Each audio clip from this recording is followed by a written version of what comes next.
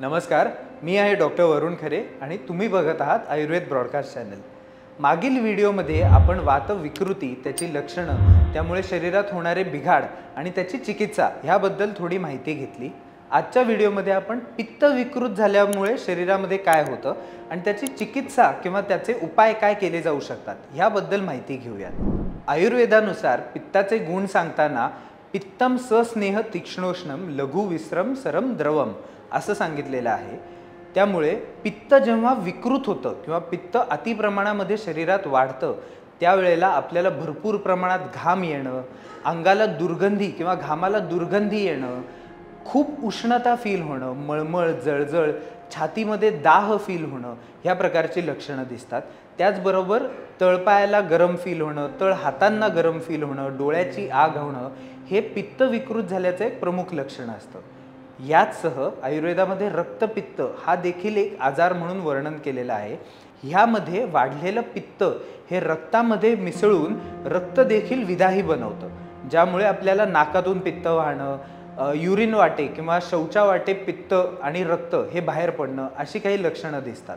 ह्याचबरोबर पित्त वाढल्यामुळे आपली भूक देखील खूप डिस्टर्ब झालेली असते। आपल्याला सारखी वारंवार भूक लागणं, पोटात आगीचा डोंब पडल्यासारखं फील होणं, ह्याचबरोबर ॲसिडिटी, ब्लोटेड फील होणं, पोट गच्च किंवा डब्ब झाल्यासारखं फील होणं ही लक्षणं देखील जाणवतात। ह्याचबरोबर ज्या व्यक्तीचं पित्त खूप वाढलेलं आहे त्या व्यक्तीची आपल्याला वारंवार चिडचिड होताना दिसते।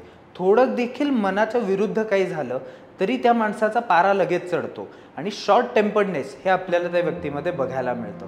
याचबरोबर कधी-कधी पित्त वाढल्यानंतर डोकेदुखी, तोंडाला पाणी सुटणे ही देखील लक्षणं आपल्याला बघायला मिळतात। त्यामुळे वाढलेलं पित्त हे प्राकृत अवस्थेत आणणं हे खूप गरजेचं असतं।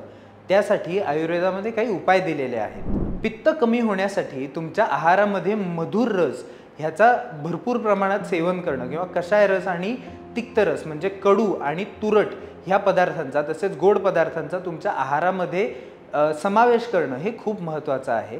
दूध साखर पोळी, तूप साखर पोळी ह्यासारखे पदार्थ खाल्ल्याने वाढलेलं पित्त कमी व्हायला मदत होत असते।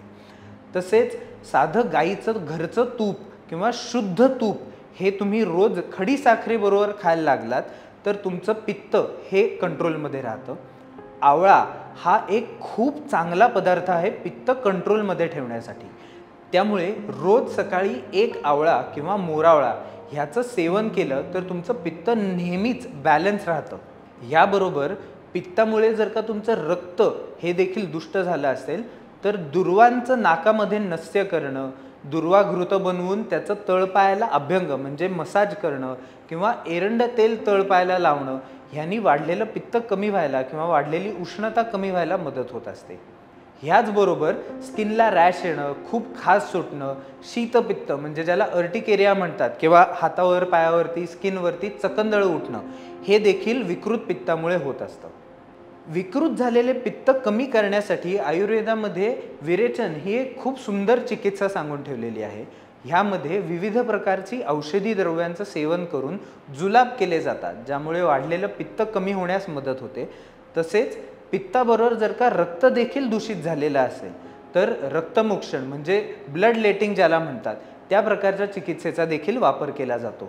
ह्याचबरोबर काही प्रकारचे बस्ती म्हणजे तिक्तक्षीर सारखे काही बस्ती हे देखील पित्त कमी करायला मदत करतात। जर तुम्हाला पित्त किंवा पित्तजन्य अन्य काही व्याधी असतील तर तुमच्या जवळच्या आयुर्वेदिक वैद्याला नक्की भेट द्या आणि त्यांच्या सल्ल्यांनीच कुठलीही आयुर्वेदिक चिकित्सा करा। ह्या व्यतिरिक्त पित्त किंवा वाताबद्दल तुम्हाला काहीही प्रश्न असतील तर आम्हाला कमेंट सेक्शनमध्ये नक्की कळवा।